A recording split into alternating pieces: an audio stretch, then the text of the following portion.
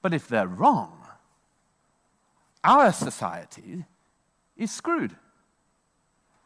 We are taking part in an article of blind faith and putting our future in the hands of a combustible religion. Hey guys, welcome back to the channel. Today I've stumbled across this video where Douglas Murray absolutely dismantles a common narrative during an Oxford Union debate. He's arguing that certain religious ideologies are fundamentally incompatible with Western liberal values. And he brings receipts. We're talking polling data, historical comparisons, and then a student tries to challenge him, and let's just say it does not go well for her. So make sure you watch until the end, and please comment down below where you're watching from. I really love to see people from all over the world connecting in here. Alright, now let's get into the video. I don't know any Jew or Christian who doesn't deny chapters in Leviticus, okay? But I find it very, very commonplace, as we had this evening, that people ignore that the hadith, the sayings of Muhammad, are pretty strong on the matter of what you do about the gays. This ignorant Oxford student defends Islam, and then Douglas Murray destroys her. Take a look. What is Islam? We've had a lot of talk already tonight about it, and I've only got 10 minutes, so I'm very unlikely to be able to give you a comprehensive definition. If you listen to Zach, Muhammad, who founded Islam, was a sort of prototype of a just especially benevolent town councillor in the region of Fife. If you listened to him, you would get the impression that it was a pure arrangement of a few minimal issues of governance and so on. Now that isn't the case. Islam is many, many things. It's many complex things. It's not easy to sum it up. It is a religion, however, and it is possible to sum it up to some extent. My own favorite definition is that there are, in essence, three Islams.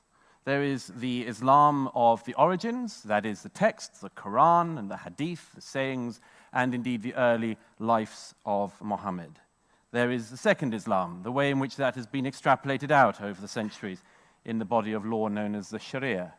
And there is a third Islam that we often mean when we talk about Islam, which is what do Muslims believe? How do Muslims live? Now, these are very, very deep waters, but there isn't any point in seeing deep waters unless you plunge straight in. Zach said in his comments that we must return to Islam's religious values. But the problem is that Zach's version of Islam's religious values is going to be very different from a lot of other people's. And let me put this point to you at its hardest, but I think it's necessary and it's truthful. Groups like ISIS have the worst possible interpretation of Islam. It should go without saying. But they have the worst possible interpretation of Islam for Muslims and for non-Muslims. However, it is an interpretation of the texts that they have. It is a valid interpretation of the lessons they take from the life of Muhammad. It is a possible interpretation of the texts and traditions they have in front of them. I'm afraid, ladies and gentlemen, that Muhammad was not Buddha. Consider the history of Islam, of Christianity, ladies and gentlemen. The history of Christianity, goodness knows, has been bloody. Would it have been more bloody or less bloody if on even one occasion, when one of Jesus' disciples comes to him and says, how many times should I forgive my brother? 7 times or 70 times 7. If instead of saying, forgive him endlessly, which is what Jesus ends up saying, he'd have said, chop off his head. What would have happened to the history of Christianity if even on one occasion, when a woman is brought to Jesus found in adultery, instead of saying, he who is without sin casts the first stone, said, stone her? I think we can all agree. We should all be able to agree. In a place like this, the history of Christianity would have been bloodier. So it is with Islam. And I know that in a house like this, in this particular era, it's necessary to pretend that some people believe in Christianity, some people believe in Islam, some people do yoga, and that there isn't very much difference between them. There is, ladies and gentlemen. The origins matter. But let me tell you some facts that should interest this house about what Muslims think. And I'm not going to go to Saudi Arabia. I don't need to go to Saudi Arabia. I don't need to go to the Gulf states. I don't need to go to Iran. I'll just use the opinions of Muslims in Britain. So here we go. Here's one. generally agreed that the modern liberal state includes the right of sexual minorities to live their lives and find love as they wish. A Gallup poll carried out here in the UK in 2009 found that 0% of British Muslims think that homosexuality is acceptable. This is the conversation that people are terrified to have. And I mean genuinely terrified. Because the moment you bring up anything critical about beliefs, ideologies, or traditions, you get labeled. But here's the thing. There is a massive difference between criticizing ideas and attacking people. And somehow we have lost the ability to distinguish between them. Let me explain why this matters using a framework that applies to any belief system. When we talk about major ideological movements, whether religious, political, or philosophical, there are essentially three layers. You have the foundational texts or principles. Then you have the institutional interpretations that developed over time. And then you have how everyday adherents actually live their lives. These three layers often look very different from each other. Now, why does this distinction matter? Because when people defend any belief system, they often point to the third layer.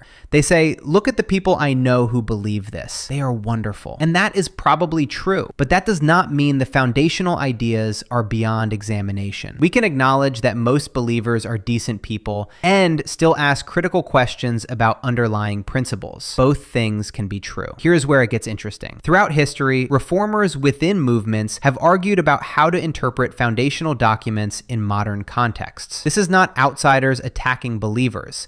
This is an ongoing internal conversation about evolution and adaptation. Christians have had this debate. Political movements have had this debate. Every major ideology goes through periods of re-examination. That process is healthy. And this brings me to the real conversation I think we should be having. When any community, religious or secular, holds views that sit in tension with broader societal values, how do we navigate that? Do we pretend those tensions do not exist? Do we shut down anyone who raises questions? Or do we trust that honest dialogue, conducted with genuine respect, is how societies work through differences? I think avoiding hard questions does not make them go away. It just drives them underground, where they fester. The ability to criticize ideas while respecting people is foundational to a free society. We do not help anyone by making certain questions unspeakable. 0. An ICM poll carried out last year found that 52% of British Muslims think that homosexuality should be made illegal. 52% of British Muslims last year. A YouGov poll from 2015 found that nationwide in Britain, about 16% of the population think that homosexuality is morally wrong, but that raised to 29% in London. Why would that be? I leave you to ponder. Free speech is also, I think, widely agreed, certainly in Professor Borkstein's country, to be an important element in liberalism. So let's consider that one.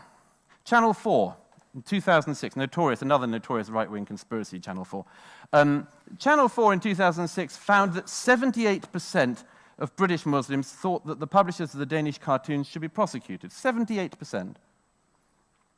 A BBC poll in 2015 found that 27% of British Muslims had, quote, some sympathy, end quote, for the people who went into the offices of Charlie Hebdo and killed the cartoonists, editors, and journalists there.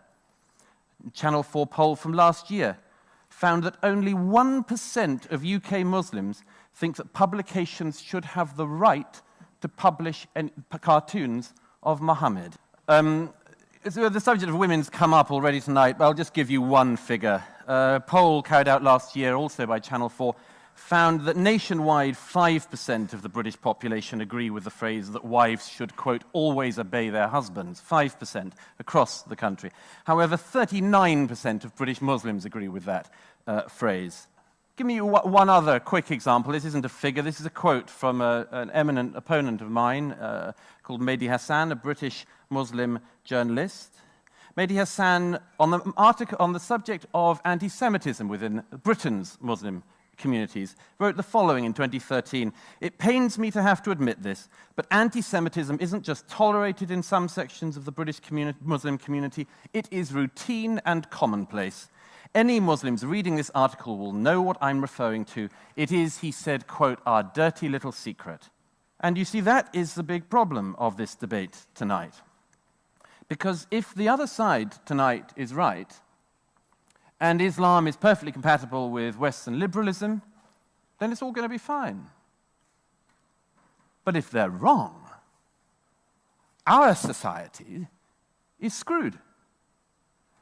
We are taking part in an article of blind faith and putting our future in the hands of a combustible religion that denies what is at its roots, even whilst pretending it has other things going on. That is, I would argue, the worst possible situation for a liberal society to be in. So I know why tonight you will feel, and rightly feel, that it would be good to walk through this side of the house, to say that Islam is perfectly compatible with Western liberalism and to take part in that pretense. Douglas continues presenting survey data, and what makes this interesting is where the data comes from. These are not surveys from countries with very different political systems. These are surveys conducted in Britain, a modern liberal democracy, and the findings show significant gaps between certain community attitudes and mainstream British values on issues like equality and free expression. Now here's the conversation I wish more people would have. What do we do with this kind of information? Because there are really only a few options. Option 1, we ignore it and pretend everything is fine. Option 2, we use it to demonize entire groups of people. Or Option 3, we acknowledge the data and have thoughtful discussions about education, integration, and how communities evolve over time. I think Option 3 is obviously the right answer, but too often our public discourse swings between options 1 and 2. Douglas also brings up the topic of free expression and how different communities respond to speech they find offensive. This is genuinely one of the most important debates of our time. In liberal democracies, we have generally decided that offensive speech is protected.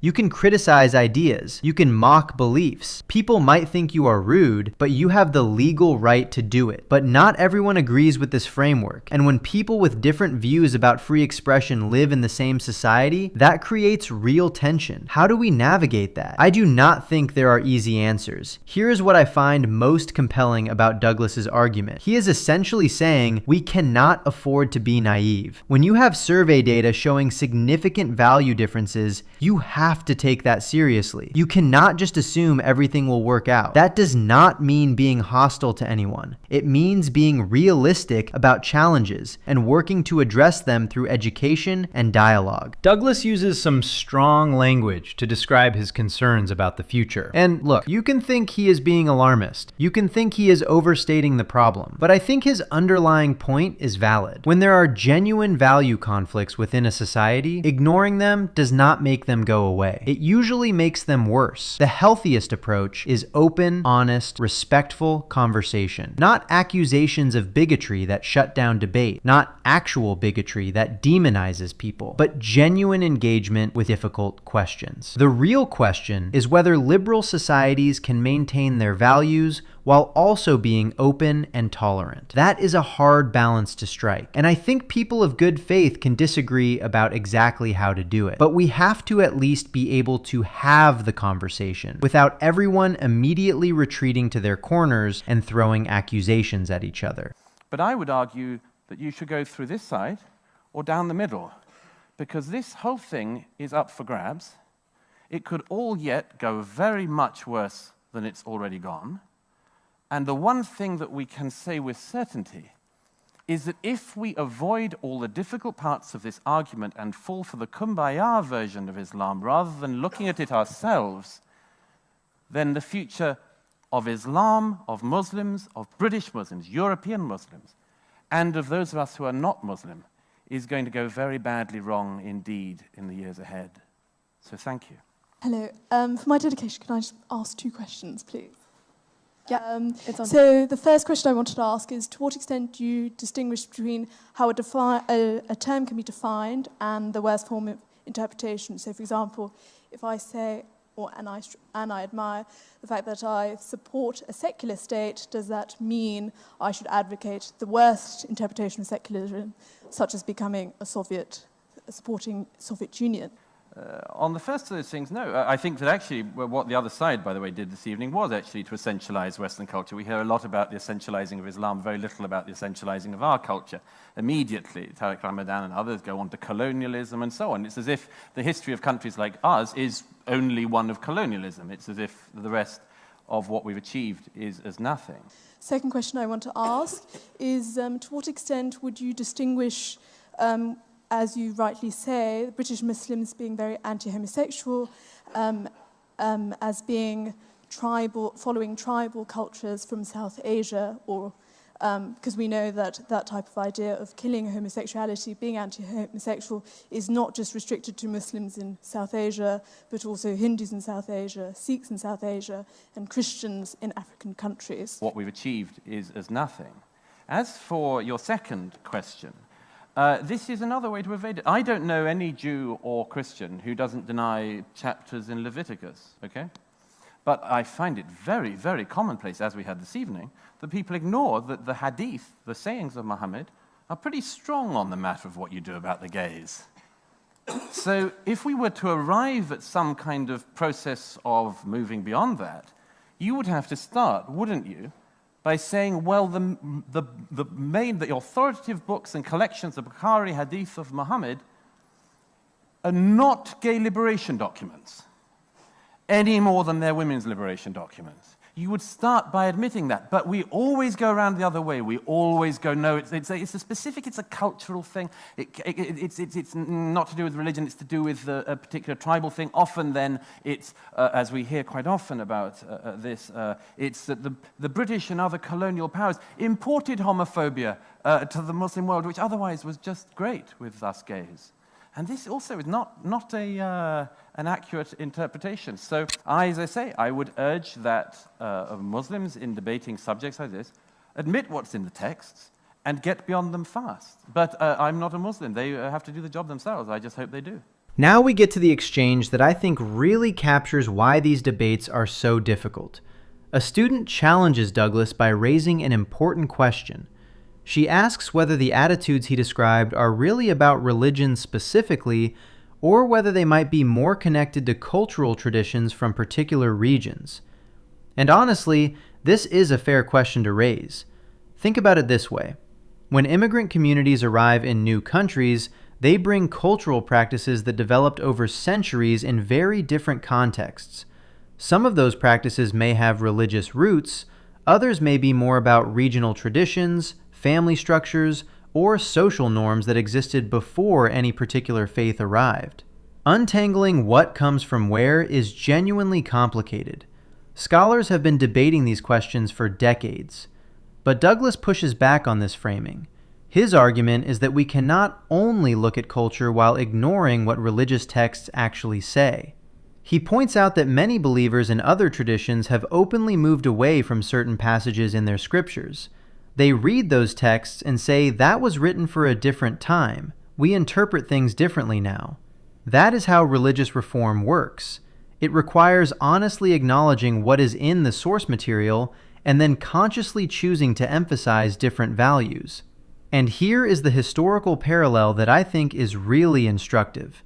Every major religious tradition has gone through periods of reform and reinterpretation. Christianity had the Reformation. Judaism has had multiple reform movements. These changes happen because people within those communities said we need to re-examine our traditions in light of new understanding. That process was often painful and contested, but it happened because people were willing to be honest about tensions between ancient texts and evolving values. Douglas ends with what I actually think is a hopeful message. He says he wants to see reformers succeed. He wants people within religious communities to lead the charge in reinterpreting traditions for the modern world. That is not an attack.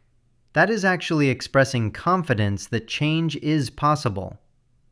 But he argues that change requires honesty first. You cannot reform something if you refuse to admit there is anything that needs reforming. The bigger lesson here applies to all of us, regardless of our beliefs. Progress happens when we can have honest conversations about difficult topics.